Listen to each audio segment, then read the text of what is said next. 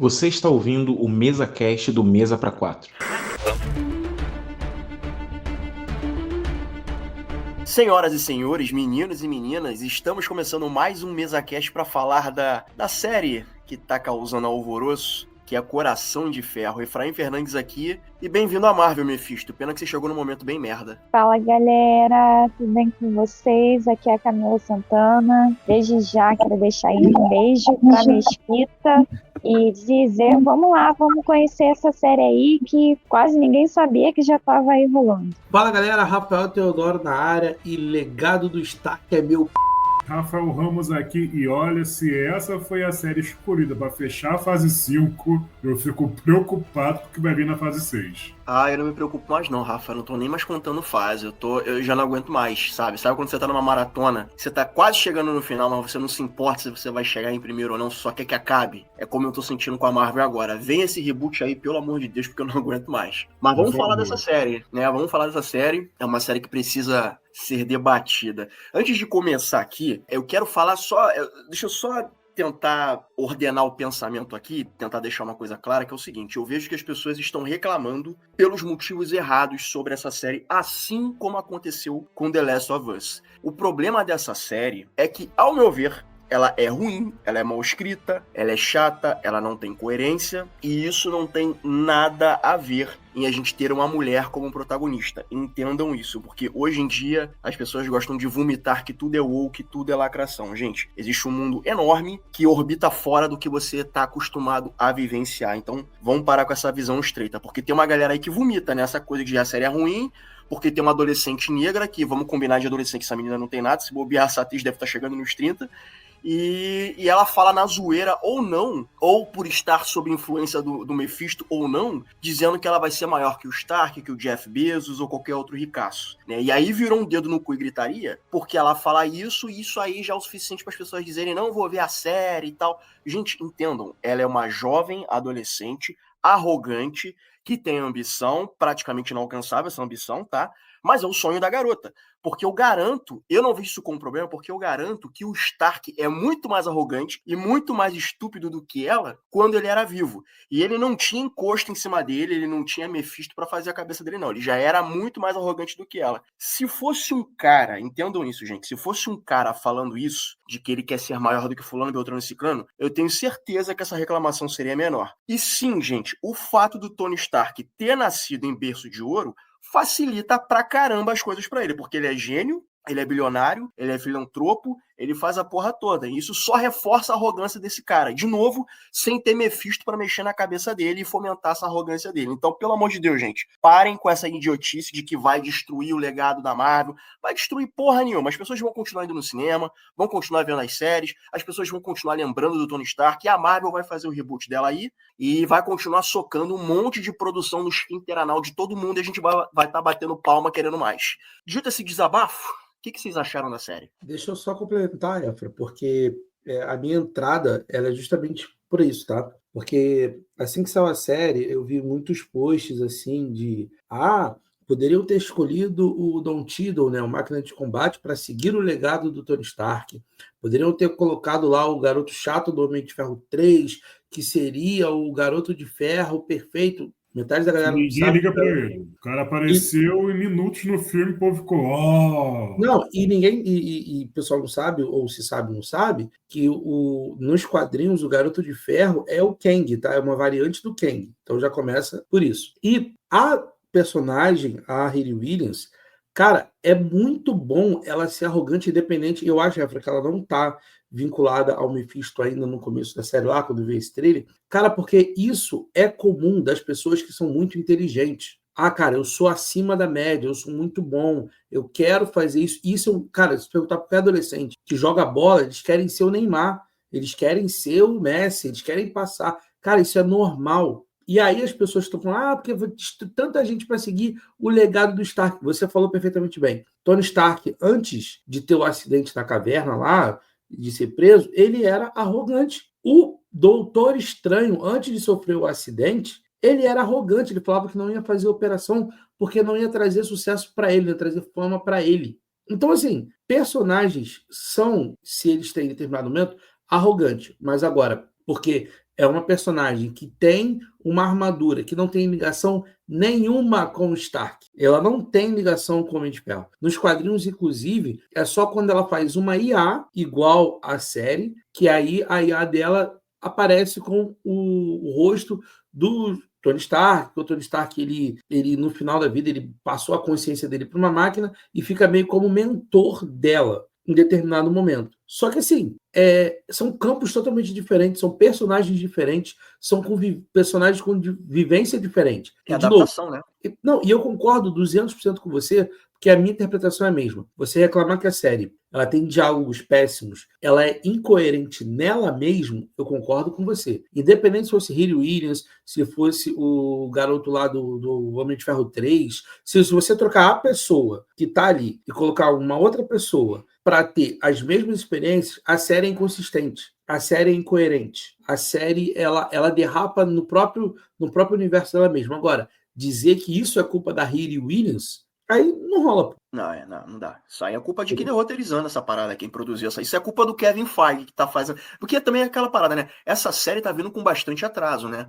Essa série tá vindo com 3 anos de atraso. Então, eu fico até me perguntando se ela não tá chegando meio tarde no churrasco, se ela não tá meio esquecida, se ela não cai no problema da Agatha, que é uma série que ninguém ficou tão interessado assim. Eu não sei, eu acho que chegou tarde. Foi melhor. A Agatha foi melhor, inclusive, como série, como ideia de série de televisão, porque ela já foi planejada para ser uma série de televisão. A Ironheart, né, Coração de Ferro, ela ainda é preparada naquele primeiro molde lá de trás, que as séries é um grande especial de 6 episódios dividido em cortes, né? Ou seja, é uma narrativa dirigida em 6 partes. Soldado Invernal foi assim, né? Falcão e Soldado Invernal, foi assim com Invasão Secreta, foi assim com o Gavião Arqueiro, foi assim com a Miss Marvel.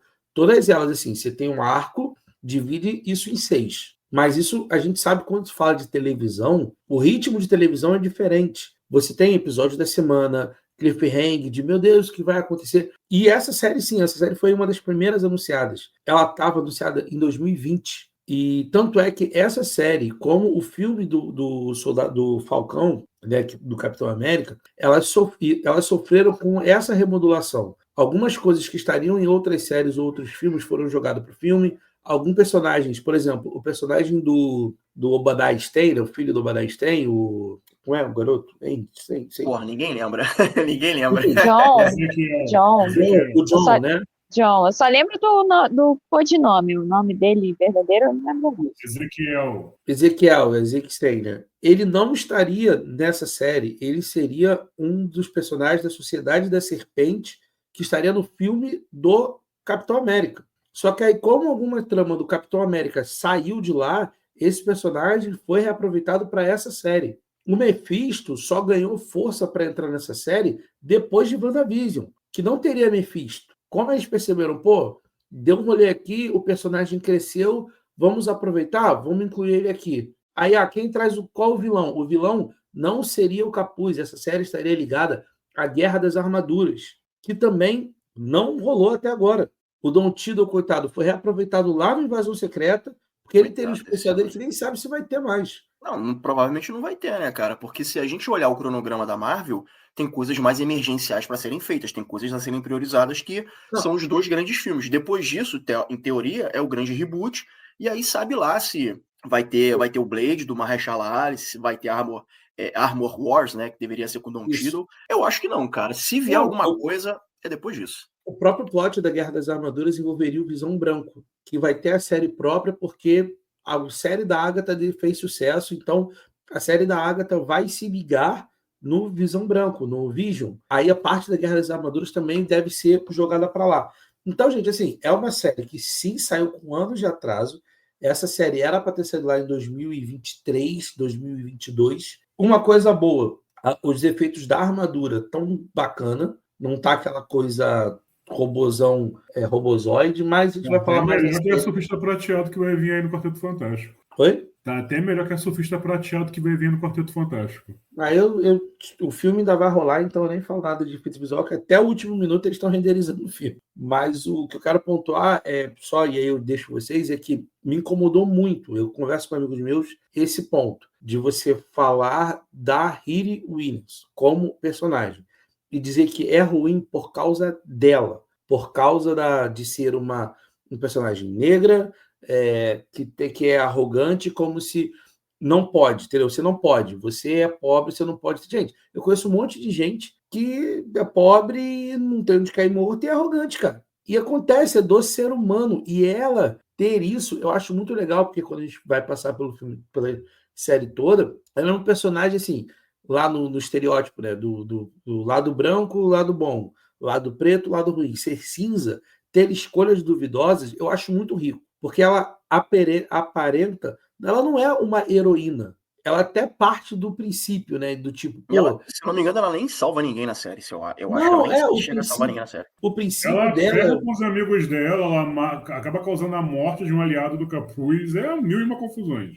Não, porque parte do princípio é vamos montar um traje para poder ajudar o resgate e salvamento por um trauma pessoal. Morreu os familiares dela, né, o padrasto e a melhor amiga, e o resgate chegou não sei quanto tempo atrasado. Então eu vou montar um equipamento que vai fazer com que todo mundo possa chegar antes e ter resgate das pessoas. Só que no final, ela, para alcançar esse bom objetivo, cara, ela começa a roubar, ela deixa pessoas morrer, ela começa a olhar para o próprio umbigo, ela ferra a vida do Ezequiel Obadiah lá, o Ezequiel Stein, que estava tranquilo querendo passar low profile, e as atitudes dela, pela arrogância dela de olhar para ela, tá ferindo pessoas ao redor. Cara, isso é totalmente um perfil de um alguém egocêntrico.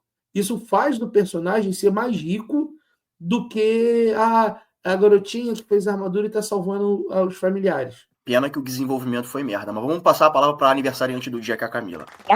Explanei logo, tá fazendo aniversário. Obrigada, gente. Bom, e fora que, assim, a proposta a gente vem acompanhando aí essa introdução, assim, de jovens vingadores, né?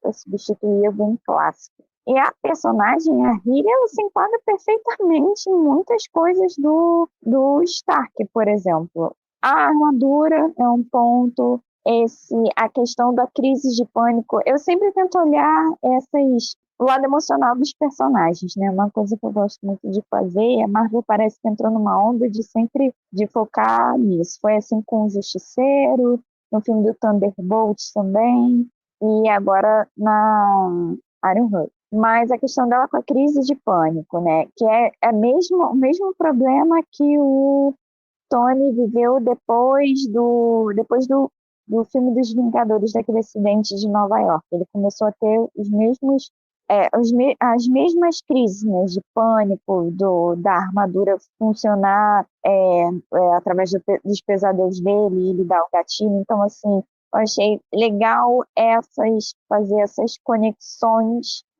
não tão explícitas, talvez, não sei. Mas linkar, sabe, uma coisa a outra de forma, assim, que você consiga ter assimilações. Eu também concordo com a fala de vocês sobre... o que eu percebo é sempre assim, sempre que a Marvel vai fazer alguma coisa nova, eu acho que tem uma parcela das pessoas que não consegue aceitar que o que passou, né? Já foi. O filme lá com o Chris Evans, mas já foi uma era, agora vem outra, e aí, ok, a gente pode não estar conseguindo atingir o mesmo nível das produções passadas. Eu acho que talvez porque agora parece que há um exagero de produção do que nos anos atrás. Mas chegou uma coisa nova, já começa a falar mal, e principalmente se chegou alguma coisa nova em que a personagem central, uma personagem feminina, esquece. Muito se falou, ouvi muito sobre isso, né? Como é que ela pode falar que dinheiro faz conseguir as coisas, e aí diz, o Tony Stark só é o Tony Stark porque tem dinheiro. Mas todo mundo já viu o primeiro Homem de Ferro, ele lá, prisioneiro, conseguiu construir uma armadura do nada. Gente, isso é verdade. Mas ele cresceu num berço de ouro, ele teve acesso ao dinheiro desde pequeno. Dinheiro que promoveu todo o conhecimento, né, estudos, material, e que ele entendesse de material para ele chegar lá e conseguir construir uma coisa do zero. Mas não foi porque é uma pessoa simplesmente inteligente e nunca teve acesso a dinheiro. Não, o dinheiro promoveu esse tipo de coisa. Criticar, ok, eu acho que é válido, mas tem que saber como criticar, né? Até que ponto criticar. Ó, sobre essa questão aí, antes de passar a palavra pro Rafael, dessa questão do Stark, né? Eu não compro. Eu vi o Homem de Ferro na época, quando saiu no cinema, e eu nunca comprei o Homem de Ferro, tá naquela caverna, o cara é capturado, tá naquela caverna, ele precisa construir um míssil. Ele tá sendo monitorado por câmeras, e a galera não se liga que o cara tá montando uma armadura. Eu já não compro aí. Eu não compro isso. E aí, acontece uma coisa mais ou menos parecida nessa série, que ela tá lá na garagem, que era do padrasto dela, que ela viu o padrasto ser alvejado com a melhor amiga e tal, e ela, de um carro maneiraço, ela consegue construir uma armadura fodona e, tipo, numa tarde. Porra, aí não dá, meu irmão. Aí a série tem que me ajudar ela, cara. Não tem como, não faz lógica, não segue uma lógica, tá ligado? Ela desfaz o carro do pai, do padrasto, e constrói uma armadura fodona. Quando o Stark ele faz aquelas armaduras Mark 1, 2, 3 e todas as outras, porra, o cara tá numa oficina super tecnológica, fazendo uma porrada de bagulho, enquanto que a Riri Williams tá numa porra de uma garagem, desmonta um carro e faz uma armadura fodona numa tarde, com a galera que mora com ela, a galera do bairro. Aí, realmente, cara, aí é forçar demais. Então, assim, são essas coisinhas que eu acabo me tirando da série. Eu também tive a mesma impressão. Porque numa manhã, aí começa a construir tudo para na parte da tarde ainda, já enfrentar o capuz. Tipo, isso tudo no mesmo dia.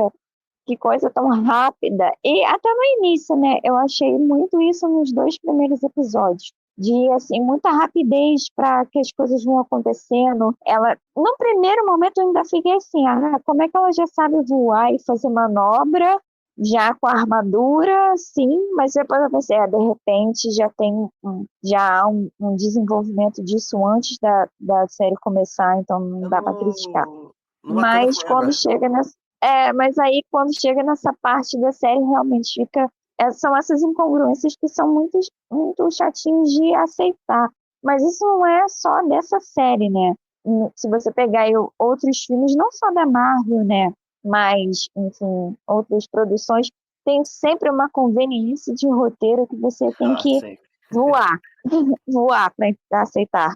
Então, gente, estou aqui rindo, que é uma realidade. Pensava assim, mas vocês querem coerência de um projeto que tem nego voando com armadura, mago, mas assim, a gente não sabe como um herói funciona. A gente sabe como o mundo real funciona dentro de uma série. A própria questão do Ezequiel, o cara saiu da prisão e, cara, em uma tarde já tinha praticamente uma parada tecnológica construída, poder ele inserir uma tecnologia dentro dele mesmo. Foi surreal isso também. Cara, isso foi triste. E assim, sobre a questão da série, vamos lá, vou dar a minha opinião, que talvez não vai bater um com a de vocês. Eu não tenho problema com a série ser protagonizada por uma mulher negra, porque eu acho que atualmente já tem essa polarização muito grande no mundo da cultura pop. A gente tem um povo que tudo é lacração, tudo é woke, que eu acho um saco. As pessoas pegam assim, elas simplesmente repetem o que ouvem os outros falar, sem saber o que é cultura woke. E, ao mesmo tempo, a gente também tem aquela forçada de barra para colocar as coisas dentro das séries. A gente tem esses dois lados da moeda. Eu vi a série, os 6 episódios, ok. Não gostei da série por quais motivos? Vamos lá. Primeiro, a fala dela me incomodou um pouco. Ela fala assim, o Tony só é o Tony porque ele é bilionário. Beleza. O cara tem dinheiro, abriu portas para ele. Mas, se ele também não fosse inteligente, ele não construiria a Mac lá dentro da caverna. Ele não usou o talão de cheque para construir a primeira armadura dele. Mas ok, isso não é grande problema. Outra questão é essas coisas que a gente vê na série. Cara, por exemplo, como o Efraim falou, mano, você constrói com um carro uma armadura daquela brava pra caramba. A outra questão foi a construção da IA. Ela colocou 2 fonezinhos aqui, não fone, 2 negocinhos na cabeça e a IA apareceu. Eu fiquei assim, mano, a série até tenta fazer conexões com o MCU. Isso eu gostei, que não ficou outra coisa muito solta igual foi Eternos. Para mim, Eternos foi um filme solto que não conseguiu fazer conexões. A série já faz a conexão mais natural. Por exemplo, tem lá o cara que veio de Madripoor. Que aí você vai, Madripoor, que foi falado lá no Falcão Cidade Invernal. Aí você tem... Eu gostei muito do universo místico da série. Lá da bruxa, que é amiga da mãe dela e da menina. A conexão com Obadiah, que o povo ainda até hoje acha que ele, coitado, morreu no acidente. Ele não era um grande vilão, não era manchar o legado do cara. Mas, assim, da série, o que eu mais gostei foi o universo místico. Achei legal a conexão com o Doutor Estranho, que estava até rolando aquela história que teria uma série que seria meio que a academia do Tarmarcade, mas parece que foi descartada essa ideia, mas seria legal de ver meio que o universo Harry Potter no MCU, mas, cara, você tem problemas. A questão do Mephisto. O ator, para mim, o Sacha Baron lá, arrebentou como Mephisto. Gostei do jeito sarcástico dele, mas trouxeram o personagem num momento que, mano, é igual, por exemplo, trouxeram o Adam Warlock agora, pra quê? Aí traz o Mephisto agora, pra quê? Que a gente tá nessa bagunça de multiverso, não sabe aqui para onde essa saga vai terminar, e tu traz esses personagens pra quê agora? Rafa, o vou te falar. Adam Warlock tá perdido no rolê. Eu acho que não vai. Idem. Eu acho que não vai. Eu acho que vai ficar ponta O quê? Ficar solta. perdido? Vai ficar ponta solta. Porque vai vir o reboot aí, cara. Então, talvez o personagem seja reaproveitado lá na frente. Mas, assim, não só nessa série, tá? Mas o MCU como um todo. Tem várias pontas soltas ali. Com certeza. Acho que essa ponta solta para se resolver talvez na fase 7 da Marvel. Cara, eu acho que não vai, Rafa. Eu acho que não vai. Tem tanta coisa ali jogada no MCU como um todo, que eu acho que simplesmente a Marvel vai falar, cara, olha só, vamos tentar fazer o caminho mais prático. O MCU, tanto essa série quanto outras produções do MCU, eu acho que eles simplesmente vão deixar isso para lá, eles não vão aparar essas arestas, tá? Porque é muita coisa para consertar, enquanto que tá mirando pro que é o mais importante, que é o Guerras Secretas e o Doomsday e o Guerras Secretas, que é o grande expoente desse final dessa saga. Então, eu não acho que eles vão consertar, eu acho que eles não vão aparar certas pontas, certas coisas simplesmente vão ser esquecidas, porque é coisa demais, entendeu? Inclusive, isso acontece muito em quadrinhos, né? Tanto da Marvel quanto do DC. Quando tem coisa demais acontecendo e não tem como aparar, não tem como amarrar, não tem como resolver, o que eles fazem? Eles rebootam o universo. Na DC, eles pedem pro Flash fazer um Flashpoint. Na Marvel, eles pedem pro Doutor Estranho fazer alguma magia, alguma coisa do tipo. E eu acho que é mais ou menos por esse caminho que o universo cinematográfico da Marvel tá caminhando. Eles não vão dar resposta. Eles simplesmente vão começar uma nova fase e vai se esquecer aquilo. É mais prático. E não esperem que aquela cena pós-crédito, aqueles momentos finais, em que o Parker vai falar com aquela menina que é filha da moça que foi no Camartage, né, que ela tem poderes mágicos, não esperem que aquilo ali tenha um desenvolvimento, tenha uma continuação. Eu duvido muito, porque assim, a série, infelizmente, não se saiu bem, são personagens esquecíveis, eu não sei o nome de ninguém, tem coisas mais emergenciais a serem apresentadas, então é mais fácil deixar isso pra lá. Eu acho que vai ser tipo o Harry Styles aparecendo na cena pós-crédito de Eternos.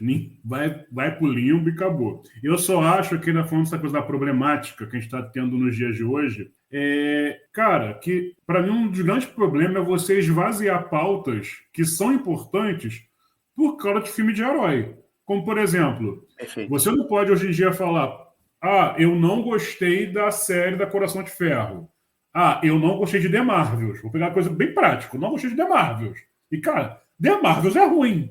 É ruim, ponto. É isso. The Marvels é ruim. Mas você falar, não gostei de The Marvels, tu já é taxado de machista. Sendo que não tem nada a ver de ser 3 mulheres protagonistas. Cara, minha geração, a geração do Efraim, veio aí de uma tacada de séries e produções com mulheres protagonistas. Xena, Princesa Guerreira, própria She-Ra.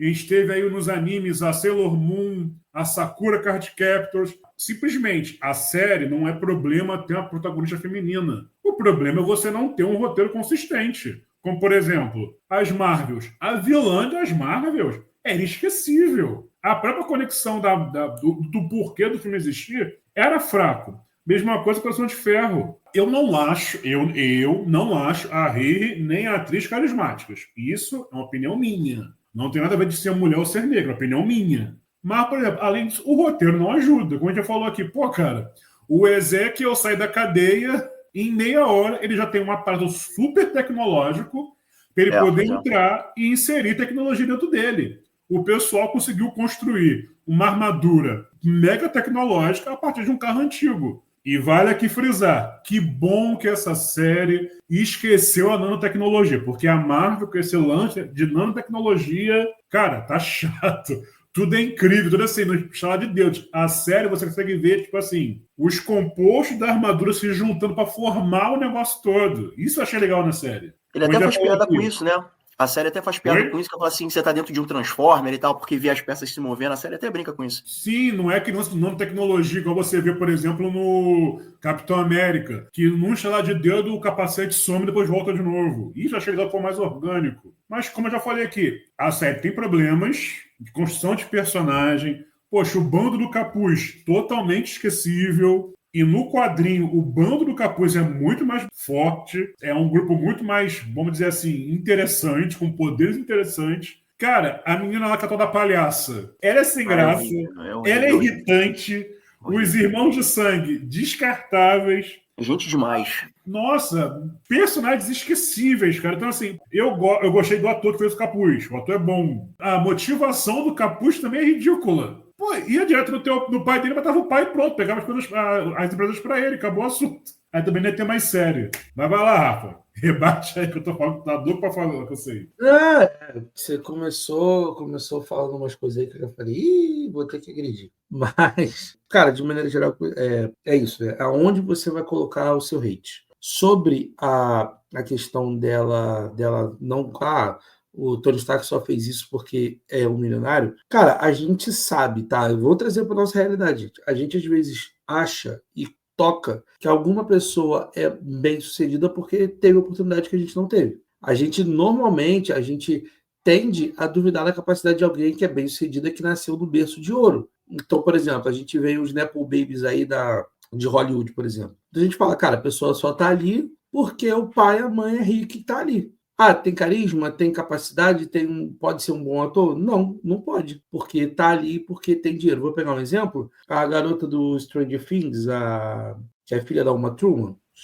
Maya Hawke. Maya Hawke. Maya Hawke é uma boa atriz. Pelo menos. Talento ela tem. Entendeu? Mas a gente já tem a primeira impressão só conseguiu fazer o que fez, só conseguiu estar ali porque a mãe é Uma Thurman e o pai é o Ethan Hawke. O Nicolas Cage. O Nicolas Cage, ele é sobrinho do Francis Ford Coppola. E o cara fez o caminho dele. Coppola, pô. A Bryce Dallas Howard, que é filha do Ron Howard. A Dakota Johnson. O próprio garoto que tá oh, meu Deus, o agente americano, que é filho do Kurt Russell. É o Wyatt Russell. Que tá na Marvel. E o cara já fez vários filmes bacanas, mas tu coloca, só tá ali por causa disso, sabe? Então, assim, essa personagem adolescente que cresce nas ruas de Chicago, falar que o Tony Stark só é alguma coisa porque nasceu em berço de ouro, é totalmente plausível. A gente já falou isso. Pô, se eu tivesse a mesma oportunidade, eu faria melhor. É difícil você depois cortar. A minha questão com a série, gente, do hate, é as pessoas acharem que é o legado do Tony Stark. Não é. Não é mesmo. Até Não porque tem essa série, nada quando essa série terminar, as pessoas passam tanto tempo reclamando sobre essa série, que essa série não vai pra frente, essa série vai se esquecer, vai se perder no caminho, gastando saliva pra falar do negócio que não vai pra frente. Era sobre isso que eu ia falar. Eu acho que essa série não vai se esquecer. Eu acho que nenhuma das séries da Marvel Television vai se esquecer. Eu acho que quando rola a divisão, porque antes era tudo Marvel Studios, quando eles abriram essa divisão do que vai ser cinema e o que vai ser televisão, você passa a conseguir ter um lastro de orçamento de histórias que vão ser fechadas nelas mesmas. E eu acho que essa série é o último dos requisitos lá da fase 4, né? Que iniciou na fase 4 na fase 5, que tudo tinha que ser interligado. Eu pego, por exemplo, a Agatha. A Agatha é a primeira série da Marvel Television dentro da televisão. Ela não é planejada para você jogar para o cinema. Se um personagem ou outro tiver ali que seja puxado para o cinema, beleza. Mas a proposta dela é desafio da torre, né? Cada semana um desafio. E pronto. Eu acho que essa série, se tiver uma segunda temporada, que eu acho que possa ter, tá? Eu acho que não é difícil que tenha. Eu acho que, primeiro, vão jogar isso para um outro universo. Eu acho que o universo dos Jovens Vingadores eles vão se desenvolver 100% nas séries. Eu acho que isso não vai virar um filme de televisão, tá? Porque tem o apelo ali das crianças, dos adolescentes. Então, você explorar porque a Annie Vilani tem o carisma do caramba. Mas você ter ali a Amanda Chaves, os próprios filhos da Wanda, o filho lá do Hulk lá, que apareceu do nada. Essa galera não segura, assim, não querendo fazer essa separação, mas existe. Essa galera não segura a ida no cinema da galera. Não segura, mas segura uma série. Se botar todo mundo junto. Exato. Entendeu? Por isso que eu tô falando, que eu acho que não vai ser esquecido. Eu acho que os principais jovens Vingadores, a Kate Bishop, a Miss Marvel, a própria Dominique Thorne, que já participou de um filme do cinema, né? Tava no Pantera Negra. Eu acho que, tô pegando aqui de cabeça, se lembra se tem mais um. Eu acho que 3 ou 4, a própria Amanda, ó, a Chaves, eu acho que eles conseguem participar e integrar uma equipe, sabe? Como sidekick. Não que vai ter o filme da Coração de Ferro, mas eu acho que a Marvel já entendeu e já vai dividir isso. E vocês estavam falando de coisas que vão ser esquecidas. Por exemplo... Pode ser que os Filhos da Meia-Noite venham por aí também. Tu tocou num assunto interessante, porque assim, me parece que nesse momento, desculpa cortar em vocês, me parece que nesse momento é mais plausível fazer Jovens Vingadores do que Filhos da Meia-Noite, porque, cara, tá se prometendo Filhos da Meia-Noite há muito tempo. Tem um Blade que nunca chega, que é o Mahershala Ali. Mas se você parar pra olhar por outro lado, tem esses personagens menores, os adolescentes, né, os Jovens Vingadores, em teoria, tá mais fácil fazer Jovens Vingadores do que Filhos da Meia-Noite. Mas eu acho que dá pra fazer Filhos da Meia-Noite também como uma série, tá? Eu acho que isso não vai pro cinema, ou se for pro cinema vai ser Blade e os Filhos da Meia-Noite, sabe? Com uma equipe do Blade. Eu acho isso uma ideia errada, mas... Já tem o Cavaleiro da Lua, já tem o Lobisomem. Entendeu?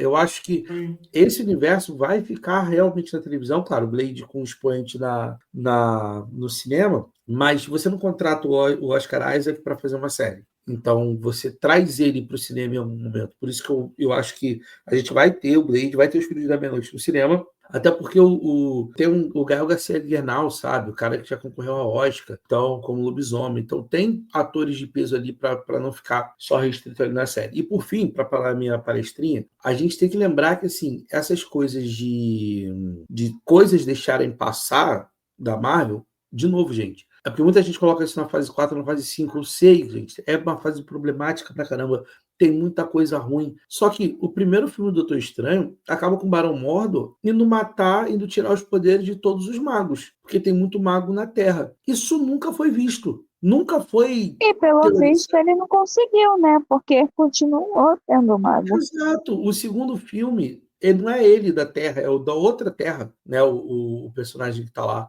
Então, assim, cara, coisa errada, coisa que foi deixada passar, tá desde lá de trás, cara. Então, assim, é só a gente segurar um pouco o coração, entender que essa série é feita para a televisão e a Marvel entendeu que, a gente gastou um investimento aqui, é uma personagem que a gente quer reaproveitar, talvez vá aparecer no cinema, isso precisa sair, e eu tenho aqui 6 episódios já finalizados.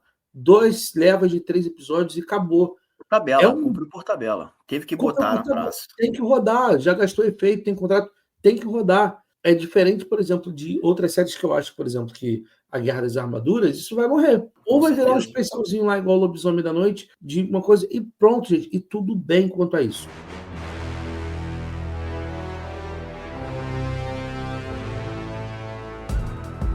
Como essa série tá chegando muito atrasada do Coração de Ferro, eu tenho a impressão de que isso se refletiu no marketing. Acho que não teve tanta divulgação dessa série, porque já sabe que essa série tá com atraso, já sabe que a série não vai agradar a todo mundo, já sabe que essa série não se conecta diretamente a nada muito importante, né? Na verdade, a nada, né? Nessa série, ela pode ser vista como uma coisa à parte. Então a galera deve ter pensado, gente, 3 anos de atraso, é uma série que dá pra ver que não tá legal, então não vamos investir tanto aqui sim pra divulgar o material de divulgação, vamos fazer o mínimo possível, pra gastar o mínimo possível, pra ver o que a gente faz depois com essa galera aí, e vamos torcer pra galera gostar do Mephisto, pra quem sabe o Mephisto ser ponto de ignição pra fazer o Filhos da Meia-Noite. Quem sabe? Isso você se reflete na forma que a série foi lançada. 3 episódios em 2 semanas, praticamente. Demorou, né, pra chegar. Agora eu acho que perdeu um pouco o time. Acho que ele deveria ter sido mais aproveitado, sim, na minha opinião, lógico. Ele tinha que ter sido lançado na época da WandaVision, né? Exatamente. Agora que a gente criou essa expectativa lá no WandaVision, agora. Hoje que o Mephisto vem. É agora. De tanto o povo teorizar, tipo assim, já que o povo teorizou tanto, pra não deixar a galera no vácuo, foi tipo eu falei do Adam Warlock, lá no Guardiões 2 que falou, o nome dele é Adam. E esqueceu-se o personagem. A saga do infinito se encerrou e o personagem não aconteceu. Aí jogou ele agora. Mephisto idem, cara. Exatamente. Agora perdeu um pouco não sei, assim, aquele momento de caraca, olha, Cristo, meu Deus, que a gente estava guardando muito mais lá atrás, na época do WandaVision, e agora mesmo que não teve muita divulgação também, e aí, não sei, talvez aquela coisa se perdeu. Eu só discordo um pouco dessa questão do Adam Warlock que o Rafael está falando o tempo inteiro. É que o Adam não estava previsto para entrar no Infinity War desde o começo. Apesar de a gente saber que nas HQs ele é um personagem importante e tal. Mas mesmo assim não daria tempo. O cara foi anunciado numa cena pós-crédito. Você teria que fazer um terceiro filme para justificar a presença dele, para ele ter relevância no Infinity War. O que aconteceu, por exemplo, com a Capitã Marvel. Botaram ela lá num filme entre as duas séries, para tipo, ela é poderosa, e não tinha como encaixar ela no filme, colocou 90 minutos do segundo tempo lá, para poder ter uma cena, destruir uma máquina lá, e tipo assim, 10 minutos, sabe? Não, peraí. O Guerra Infinita, colocar o Adam Warlock em Guerra Infinita, mas o Guardiões 3 não. Até agora eu não lembro, mas o Guardiões 3 veio depois de Guerra Infinita, não? E depois, só que o Adam Warlock, ele é citado no pós-crédito do segundo Guardiões da Galáxia. Ah, tá. Eu não lembro, gente. É tanto filme que eu não lembro. Não, então assim, você teria que criar um filme ou justificar para esse personagem ter uma relevância, para ele ser decisivo na Guerra Infinita. Ia ser o mesmo erro que cometeram o Capitão Marvel. Fizeram a Capitã Marvel entre o Guerra Infinita 1 e o 2, e aí você pega a personagem e joga para resolver o problema do outro filme, sabe? Do Ultimato. Até que chega lá, destrói a nave, e aí ela é super overpower. Precisamos encaixar isso aqui, mas a Tony Stark fez o sacrifício, como é que faz? Aí cria incoerência. Porque se ela voa na velocidade da luz, se ela consegue... cara, ela só ter voado para dentro da máquina pegava a coisa e voava para o espaço, pô. Exato, é porque é o roteirismo, né, cara? Porque tem que fazer com que o Tony Stark faça o sacrifício dele, porque naquela altura, imagino eu, né? Porra, o Robert Downey Jr. deve ter um salário milionário, a Marvel virou e falou, meu irmão, não dá pra arcar com esse maluco não, mata esse maluco aí, porque a gente tem que dar seguimento aí pra parada, e porra, metade do que vai entrar também de lucro da bilheteria vai pra esse cara, vai encarecer mais ainda, então, ó, mata esse personagem. Porque assim, tinha a Feiticeira Escarlate pra matar o Thanos, tinha a Capitã Marvel. Porra, é piada, mas funciona. Se você pega o Homem-Formiga e entra num esfíncter desse filho da puta e ele cresce, ele explode esse maluco. Então, assim, é tanta coisa que tu pode matar esse cara, todo mundo é tão super poderoso, que você tem que começar a nivelar ali, usar de certos roteirismos pra história funcionar. E aí, tem essa questão aí do Adam Warlock que vocês falaram aí, né? Que prometeram o Adam Warlock e tal, não sei o que esse cara ia chegar arregaçando. E não veio. Eu tô achando que vai ser a mesma coisa agora pro Mephisto. Eles botaram o Mephisto na série e eu acho que foi o melhor episódio, apesar de eu ter muita ressalva com essa porra. Eles trouxeram o Mephisto, achei o episódio muito bom, mas não vai dar em porra nenhuma. E outra, cara, o que me incomoda muito nessa cena é a Riri Williams é uma cientista, ela é gênio. Ela tem um pensamento razoável, científico, empírico. Porra, ela vai ficar fazendo trato, ela é da ciência, ela vai ficar fazendo trato com um demônio, cara? Porra, isso não faz sentido nenhum, mas cara. Isso que é o... Mano, rapidinho. Não teve sentido porque ela passa o episódio inteiro se preparando para poder livrar lá o capuz do que tá acontecendo com ele. E ela termina fazendo pacto com o cara, velho. Eu até entendo a motivação, quer rever a amiga, mas, mano, pra mim, pra construção da personagem, não teve lógica esse pacto. E, como a gente falou aqui, a série foi tão esquecível que vai cair pra nada. Incrível. Eu achei incrível. É muito boa. A série é muito boa. Não, e eu achei ela ter aceitado o acordo incrível. Porque, assim, mas o que isso vai desencadear? A gente não sabe se vai ter um desenrolar disso aí. Não vai, porque esse é o problema. Isso vai ter, porque senão isso seria cortado.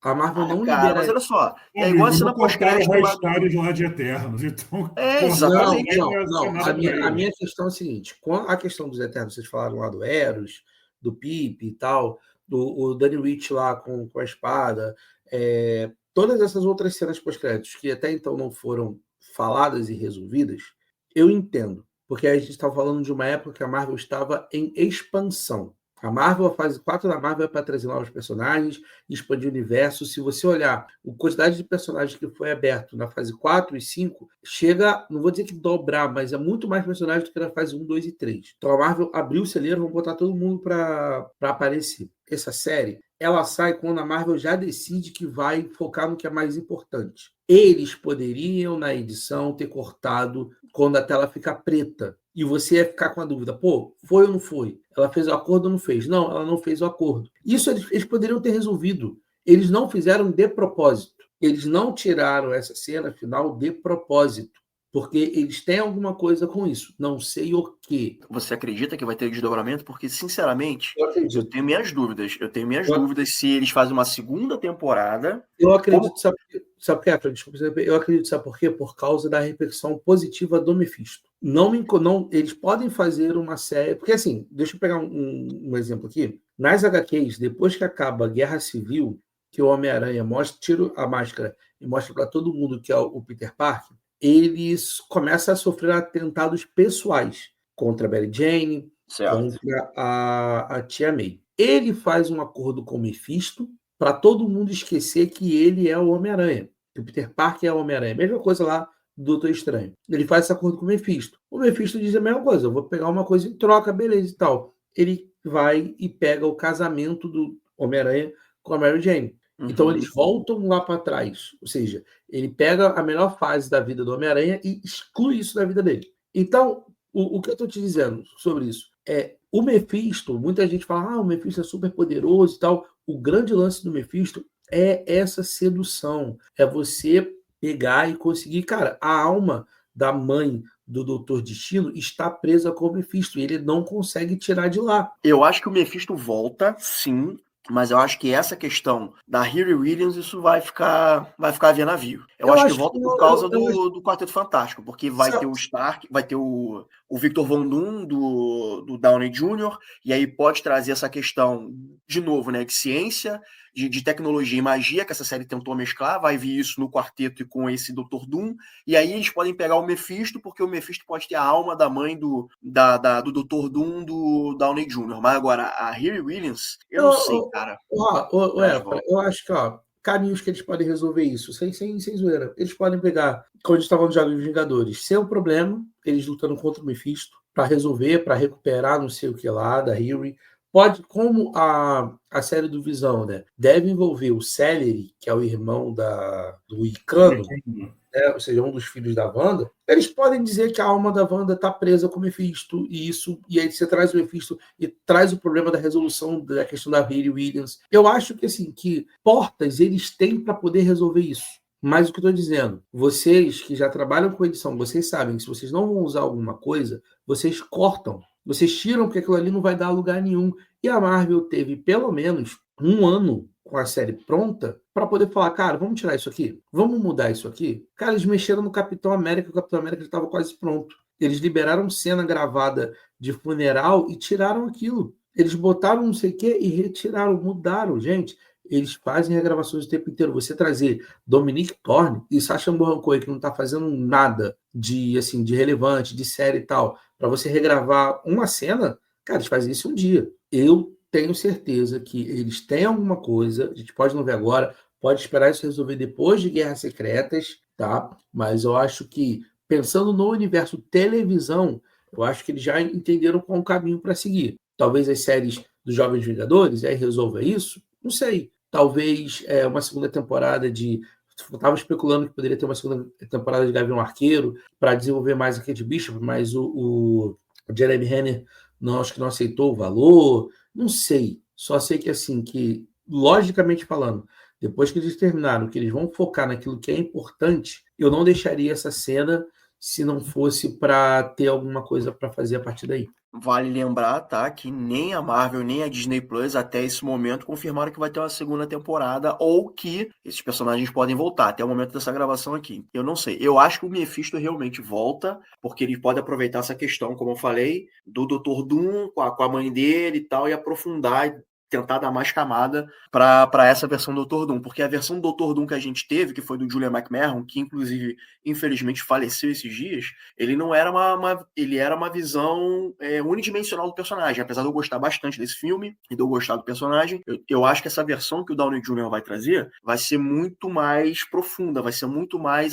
melhor aproveitada, acredito eu, quero eu. E aí, como já apareceu o Mephisto, pode ser aí, cara, deixa perfeita para unir ciência, tecnologia e magia magia e vinha essa questão da mãe da mãe do Dr. Doom. Potencial tem, o problema é saber se a Marvel vai saber usar isso. E isso que me deixa meio cabreiro, me deixa E incerto. a Marvel já mostrou que não sabe muito bem fazer isso, né? Vamos ser sinceros. Os personagens, se a Marvel conseguisse uma forma de se dedicar bem aos personagens do mundo mágico, porque eu acho essa parte do mundo mágico muito interessante, muito, muito legal. Se fosse mais explorada, mais colocada para o centro, acho que daria uma coisa muito bacana, mas, assim, a Marvel tem uma certa dificuldade de trabalhar isso. O Quarteto Fantástico seria uma boa oportunidade para introduzir esse assunto, essa questão da mãe do Voodoo. O Mephisto é um dos grandes inimigos do Surfista Prateado, né? Ok, que na versão ali no trailer, pelo menos do filme do Quarteto, não é o surfista clássico que a gente conhece, mas, sim, formas de fazer ligações existem. Só tem que pegar a dica aí com o Rafael Teodoro para ver como é que faz essas ligações. Lembrando que esse filme do Quarteto, ele se passa num outro universo, e no final do filme especula-se, né, pelo pensamento lógico, que essa formação do Quarteto de outro universo vai cair no universo, acho que é 616, né, que é esse universo tradicional que a gente vê nos filmes da Marvel, né? A gente viu lá na cena pós-crédito de Thunderbolts, eles vindo a nave e revelando do Quarteto. Então, depende, porque o nosso amigo produtor Zé do Boné falou, gente, tem que olhar bem, porque a nave do Quarteto do filme tem 4 hastes e no cena pós-crédito tem 3. Então, assim, será que é o mesmo Quarteto Fantástico que está vindo? Será que é o destino que vai vir naquela nave? Ele já deixou bem claro. Mas, assim, a grande questão que a Camila Pia falou aí a respeito de linkar, eu acho que eles não vão jogar o Mephisto na bagunça do Doomsday, tá? Eu acho que não cabe eles lidarem com essa história. Eu acho que o Mephisto vai ficar para, por exemplo, talvez o Doutor Estranho 3, que a gente não sabe o que vai sair dali, talvez um Jogos Vingadores, talvez uma segunda temporada mesmo da Coração de Ferro. Homem-Aranha. Porque, por exemplo, um Homem-Aranha. Homem-Aranha não, que o Homem-Aranha está falando que vai ter Hulk, Justiceiro, né? Vai ser o lado mais urbano. Mas eu acho que deve ficar para ser resolvido no mundo místico mesmo. E aí envolve Blade, envolve, né, os Filhos da Meia-Noite, envolve os Jovens Vingadores, que tem um lado ali da Agatha, né, da bruxaria e tal. E eu acho que não, o Quarteto Fantástico talvez não vá se envolver com isso. Eu acho que é bom, tá? Inclusive eles dividirem isso, tipo, os vilões do cinema e os vilões da televisão. Pensando nos Jovens Vingadores, o Mephisto poderia ser o Thanos dos Jovens Vingadores da primeira coisa, sabe? Tipo, pode ser que o Mephisto até venha no Vision Quest, né? Porque tá rolando os rumores que o Celery vai aparecer. Então teria certo sentido, né? Já que no quadrinho os filhos da Wanda são fragmentos da alma do Mephisto, teria uma certa lógica caso ele fosse usado na série do Visão. E tem também a personagem da Aubrey Plaza, que é a Morte, né? É a Morte. Porque ela tá falando, as pessoas estão ressuscitando, tem que pegar essas almas de novo. Então, pode ser que a gente tenha um caminho aí bem interessante mesmo de ter na televisão. Tinha sido dela. Que pra mim foi uma das grandes acréscimos na série da Agatha, cara. As pessoas dão muito descrédito à série da Agatha, porque ela é de um orçamento menor e ela é muito sériezinha mesmo, de um episódio por semana. Porque as pessoas, de maneira geral, elas sempre esperam da Marvel aquele super espetáculo. E eu já até falei uma vez, já disse aqui no cast uma vez, que se você colocar na ponta do lápis, os filmes da Marvel, em sua maioria, eles são medianos, alguns até bem ruins. Só que o ápice é muito alto. Sim, né? sim. Então a gente tem Guerra Infinita, o Primeiro Vingadores, a gente tem Soldado Invernal, que é muito filme, sabe? Caraca, que coisa linda de se ver, que te empolga. E aí, quando você não tem tudo nesse nível, que é difícil você ter tudo nesse nível, porque senão nada seria bom, né? Quando tudo é bom, nada é bom, acaba que as coisas que são mais simples ou que não é voltado para o nerdola clássico, ele tende a só reclamar. E às vezes não entender que a proposta é aquilo, a proposta é aquilo outro. Vou dar um exemplo aqui. Eu sei que muita gente não gosta de She-Hulk por N motivos. She-Hulk é programada para ser uma comédia pastelão. Ela não engana. A série nunca enganou ninguém. Ela falou assim, nós somos isso, compre ou largue. Ou largue. E ponto. Muita gente largou, faz tudo bem, não tem problema. Eu não vou mentir que a série zoando o MCU foi muito divertido, cara. Quando ela abre a tela inicial do Disney Plus, eu ri nessa cena, não vou mentir. É a série do almoço. Você tá sentado comendo, tipo assim, tem que fazer meia hora aqui. Bota essa porra aí pra ver. É isso. Isso, e Aí a o série... povo mete o pau na cena dela lá dançando com a cantora. Pô, mas acharam super legal, que pra mim foi ridícula aquela cena do Peter Quill dançando lá na Guardião da Galáxia. Então, assim, e aí você pega por exemplo, no She-Hulk é falado de Mephisto. A Médici fala que fez um acordo com o demônio, entendeu? Tá lá naquele episódio do julgamento do Wong lá, que tá no tribunal, chama a Médici para depois a Médici falar, eu fiz um acordo com o demônio e tal, não sei o que, não sei lá. Só que eu não posso falar sobre isso, ela fala, inclusive, né? Lembrei agora, o Teodoro. Tá falando aí de uma possível ligação entre o Mephisto, que aparece no final de Ironheart, com Midnight Suns. Eu fico na dúvida, eu acho que isso vai demorar pelo seguinte, ou especificamente o Blade, tá? Porque no novo filme do Jurassic que lançou aí, que a galera tá detonando, dizendo que não é tão bom assim, parece que na entrevista tá o Mahershala Ali, que é um excelente ator, e a Scarlett Johansson, que eu também acho uma excelente atriz, os dois ali conversando um tete-a-tete ali, um papo ali, e foi feita uma piada sobre, e aí, quando é que o Blade vai sair? E ele falou, não me pergunte, ou seja, os caras não sabem nem o que vai fazer com o personagem, menos ainda o Mahershala Ali. Então, eu não sei se esse Blade vai sair agora não, cara, porque já virou piada interna.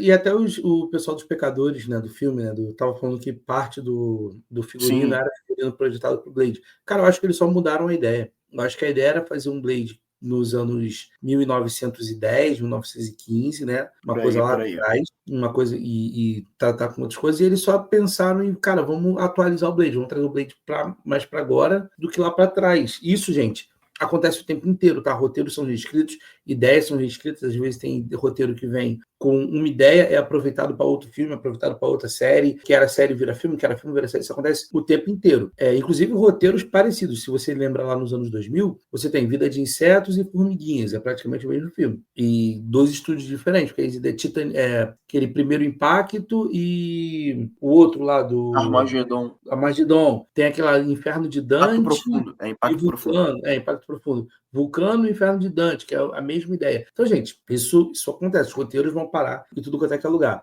E aí, quando a gente estava falando da questão do Blade e tal, talvez seja essa adaptação. Não, cara, vamos trazer o Blade para enfrentar o Mephisto. Vamos trazer isso aqui para resolver esse problema. Então, eu acho que, como a gente está falando de ligações e tal, eu citei a Médici aqui, eu estava falando de She-Hulk, que a galera não achou legal, que, cara, é isso. Sabe, tem coisa que é para você sentar, você assistir se você curte. Se você não curte, cara, ninguém te obrigou a você assistir. Só que, na minha visão, você não pode falar mal de alguma coisa que você não sabe do que se trata. Ou você não pode falar mal se o negócio não é para você. Eu vi muita gente criticando essa série, criticando Miss Marvel, criticando o Gavião Arqueiro, criticando She-Hulk, criticando porque a Marvel agora está fazendo série adolescentezinha. Sim, você não é o único espectador da Marvel, a Marvel quer capturar o público adolescente, porque quando o filme estreia no cinema, são as merdas dos adolescentes que vão pro shopping. Mas Miss Marvel é ruim, amigo. Desculpa aí. Cara, eu acho a única coisa ruim da Miss Marvel é aquela parte lá dos imigrantes lá. Daqueles negócios lá que vem da outra dimensão. Eu acho tudo ruim. Sobre a Riri Williams, cara, eu não me surpreende não ter tido nada de Wakanda na série, porque senão isso poderia roubar a atenção da Riri Williams. Mas eu não ficaria surpreso, né, se for pra frente a Riri Williams, eu acho que ela pode voltar não só nessa questão do Mephisto, mas ela pode voltar em alguma questão relacionada a Wakanda, né? Vai ter a série aí, acho que é Vozes de Wakanda, né? Acho que é uma animação. Eu não sei eu não sei qual o período histórico que essa série vai se passar, mas eu acho que futuramente eles poderiam explorar de novo essa parceria da Riri Williams com Wakanda, com a tecnologia aí. Porque assim, a menina sai de Wakanda, não recebe nenhuma carta de recomendação, porra nenhuma. A garota tá dura vendendo monografia. Eu cansei de ver gente vendendo monografia, vendendo trabalho acadêmico na faculdade. De um monte. Então não me surpreende ela fazer aquilo.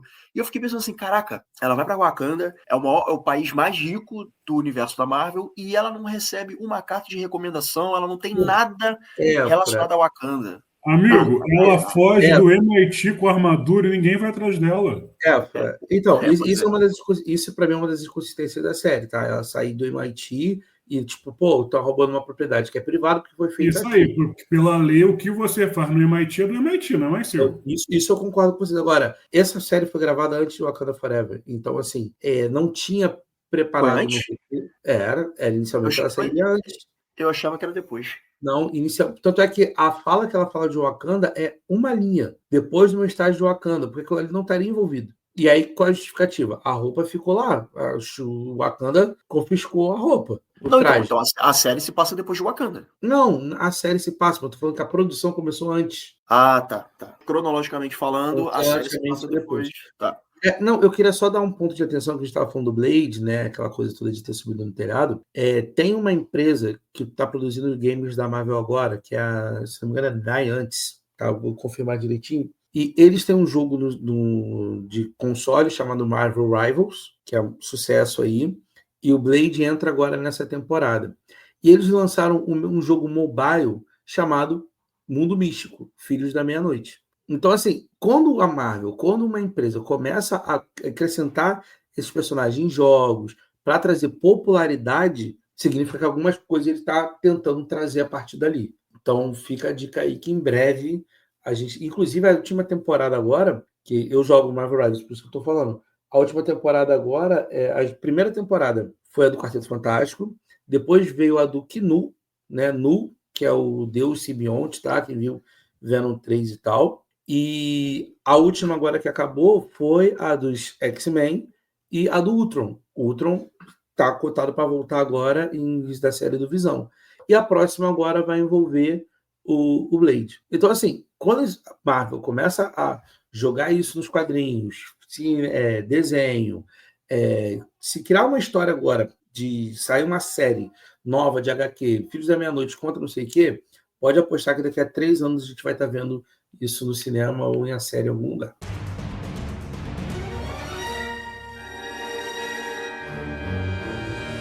Pessoal, quantas cadeiras vocês arrastam para Coração de Ferro? Olha, eu vou com muito boa vontade, eu vou arrastar 2 cadeiras, que é o equivalente a uma nota 5,5, 6 de muito boa vontade. Eu acho que assim, as ideias são boas, mas a execução deixa muito a desejar. Tem coisas que são muito reais, que é essa coisa dela tá fazendo trabalhos acadêmicos, né? Ela tá vendendo e tal, que inclusive isso era uma coisa que rolava. Inclusive, Rafa, isso é uma coisa que rolava lá na nossa faculdade. Não sei se você sabe dessa Isso eu história. não duvido. Mas o nosso professor, né, que infelizmente faleceu, né? Não sei se foi seu professor, que foi o Rafael Forte. Se eu não me engano, teve uma época que ele estava participando de uma banca. E aí uma pessoa estava apresentando lá, né, a banca e tal, tudo lindo, maravilhoso. Não, é lindo, maravilhoso, só que eu não vou te dar nota porque esse projeto que você está apresentando é meu. Tipo, tiveram acesso e venderam a monografia dele para alguém que acabou sendo aquela pessoa que estava ali apresentando para ele mesmo, que foi o cara que falou sobre isso na época que ele era estudante. Quando falam que o mundo real é melhor que a ficção, não estão mentindo. Pois é. Se não me engano, era alguma coisa voltada sobre o plano cruzado ou plano real, agora eu não lembro, né? Alguma coisa desse tipo. Então, assim, são coisas que acontecem na realidade. Então é legal a gente ter essas coisas que acontecem na realidade e trazer isso para tentar dar uma bagagem maior para essa personagem. O problema é quando as coisas ficam chatas, as coisas não fazem sentido, né? Então, assim, muito boa sorte para Hayley Williams, tá? Vamos ver se essa personagem volta, seja relacionada com Mephisto, seja relacionada com Wakanda, seja relacionada com qualquer outra coisa que possa tirar um bom proveito dessa personagem. Mas, infelizmente, eu dou 2 cadeiras aqui, que é um 5,5. Bom, gente, eu vou dar 3 cadeiras, não vou dar 3 cadeiras.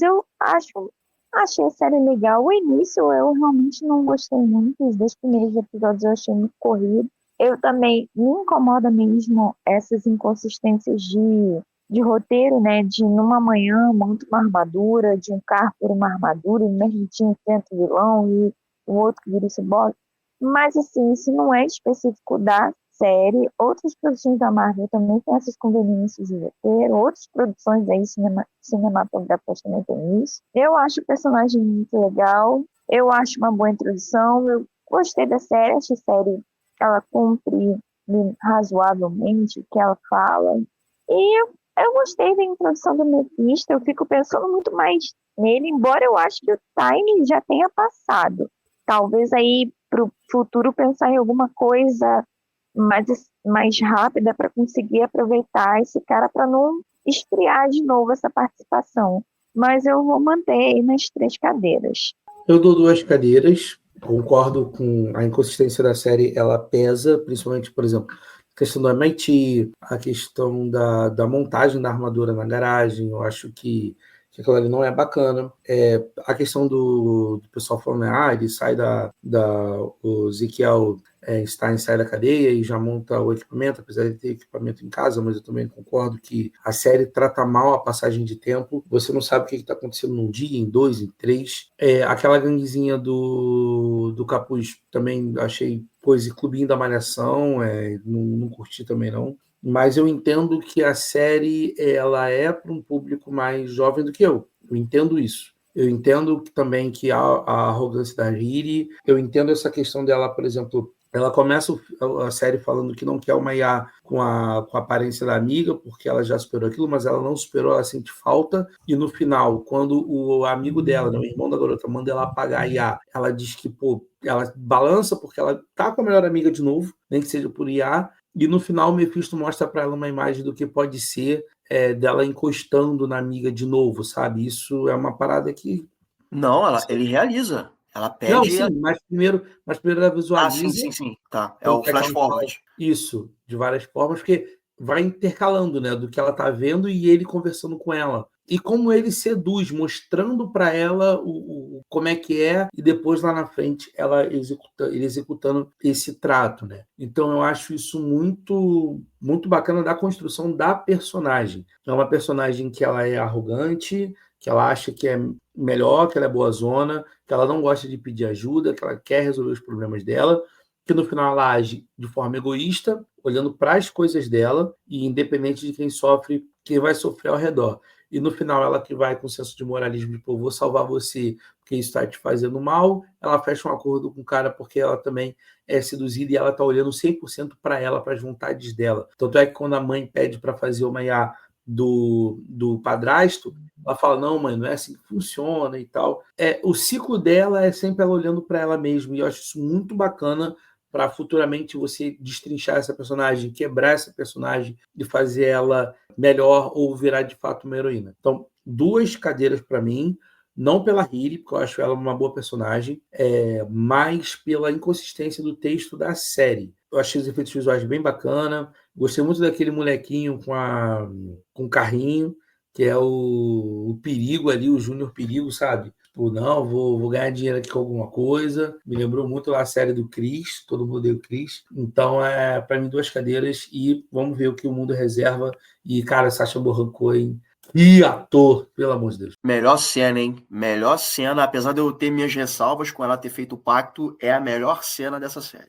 Eu vou arrastar uma cadeira, por mais que tenha os pontos positivos da série, mas tem muitos pontos negativos e roteiro ruim pra mim não dá. Roteiro ruim não salva a série, não dá. Por mais que o ator seja muito carismático, não dá. E uma coisa que precisa falar, 2 coisas. Primeira, cara, trouxeram o Dormammu pro meio da história, que pra nada adiantou. Foi só pra dar aquela coçadinha do meu Deus, Doutor Estranho, uau! E outra coisa, Efraim, imagina você editando a MesaCast naquele laptop da Riri, hein? Que ela em casa criou aquela IA e a armadura. Eu queria um laptop daquele. Porra, todo mundo, cara. Essa é a salvação. Em 5 minutos eu ia terminar tudo. 5, você ia pensar e ia estar pronto, MesaCast. Exato. Exato. A IA ia fazer pra mim. Na minha vida. Então é isso. Pra mim, uma cadeira, para não ser, já coloca um puff pra apoiar os pés. Pronto. Ô, Rafa, só de novo te contradizendo, brigando com você, me opondo a você, eu acho que a ideia do Dormammu ser citado é justamente porque seria o que seria conhecido de um vilão do mundo místico. Para E aí depois apresentar o Mephisto, essa surpresa. Não só tem ele, existem outros. Sim. Sabe? E, por exemplo, tanto é que a ideia do Doutor Estranho 2 do filme seria o pesadelo, não seria a Wanda a vilã. E até dava uma história que a Eva Green seria o pesadelo. Eu queria então, muito ter visto isso. Eu acho que é muito bom porque você vai ampliando, sabe, o mundo místico. Então, citar o Dormammu eu acho bem, bem interessante. Não, e volto a dizer, eu adorei esse núcleo místico dentro da série. É tudo que falei. Falaram que ia ter a série da academia, mas eu acho que já desistiram. Ia ser muito legal, porque a Marvel tem isso. Tem um núcleo urbano, que você vai ter o Capitão América, você vai ter o Demolidor, a própria She-Hulk. Tem o núcleo místico, que você vai ter o lobisomem, você vai ter o Cavaleiro da Lua, você vai ter aí toda a turma do Doutor Estranho, agora a América Chaves também, essa bruxinha que apareceu na série, talvez o Capuz, o Mephisto. Tem o núcleo espacial, vamos dizer assim, né? Com Guardiões da Galáxia, Capitã Marvel, e agora talvez o Quarteto Fantástico. Vamos ver o que vem por aí, né, gente? Que a fase 5 fechou, fase 6 está chegando e vamos ver o que vem por aí. Sabe quando é que a gente vai ver essa galera de Hogwarts chegando aí? X-Men. X-Men é basicamente isso. É uma escola cheia de aluno que tem poderes, é Hogwarts, cara. Só que da Marvel, é isso. E tem isso também, né, cara? Com a chegada com a compra da Fox, muitos planos tiveram que ser ajustados, né? Então, algumas coisas deixaram de existir. Vocês falaram aí, sabe que eu pensei que quando ela fosse visitar lá a bruxinha lá, né, que era uma maga, eu achei que seria uma das mulheres que está em Agatha, aquela de cabelo raspado, que eu esqueci o nome. Pô, ia ser legal, hein? Ia ser tudo a ver. Que ela era uma bruxa e trabalhava com poções e tal. Só que aí eles deixam bem claro, né, que bruxa é uma coisa e mago é outra. Mago é outra. Essa é uma personagem que eu gostaria de ver de volta, que ela tem muito a oferecer, essa bruxinha aí, das poções. Porque ela saiu fora do caminho, né? Tá viva, então vamos ver o que vai acontecer com ela. Pra você que tá ouvindo a gente, uma crítica, uma sugestão, já sabe, mesa pra 04@gmail.com, 04 numeral, Spotify, Deezer e outros agregadores, dá as 5 estrelinhas pra gente, estamos no YouTube, então curte, compartilha, ativa o sininho. Cavaleiros e senhorita aniversariante, muito obrigado pela participação de vocês, muito obrigado pela audiência de vocês e até a próxima. Valeu, galera. Valeu, tchau, tchau.